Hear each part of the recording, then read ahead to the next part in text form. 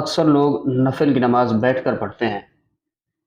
کیا نفل کی نماز بیٹھ کر پڑھنا افضل ہے یا کھڑے ہو کر پڑھنا افضل ہے؟ نفل نماز بیٹھ کر پڑھنا بھی درست ہے اور کھڑے ہو کر پڑھنا بھی درست ہے، البتہ کھڑے ہو کر نفل پڑھیں گے تو پورا ثواب ملے گا، اور بیٹھ کر نفل نماز پڑھیں گے بغیر کسی عذر کے تو آدھا صحیح، ثواب ملے گا۔ اس لیے بہتر یہ ہے کہ آدمی کھڑے ہو کر نفل نماز پڑھے۔ لیکن مفتی صاحب حدیث شریف میں آتا ہے کہ حضور علیہ الصلوۃ والسلام نے وتر نماز کے بعد جو نفل پڑھے ہیں وہ بیٹھ کر پڑھے ہیں۔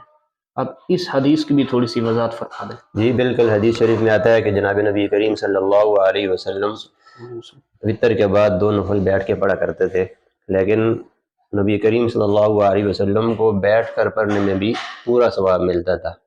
اس لیے بعض حضرات نے یہ بھی لکھا ہے کہ آپ صلی اللہ علیہ وسلم کی ایک خصوصیت تھی۔ باقی جو امتی ہیں ہمارے لیے یہی ہے کہ اگر کوئی عذر نہیں ہے تو بغیر کسی عذر کی ہم کھڑے ہو کر ہی نفل نماز پڑھیں۔ جزاک اللہ مفتی صاحب۔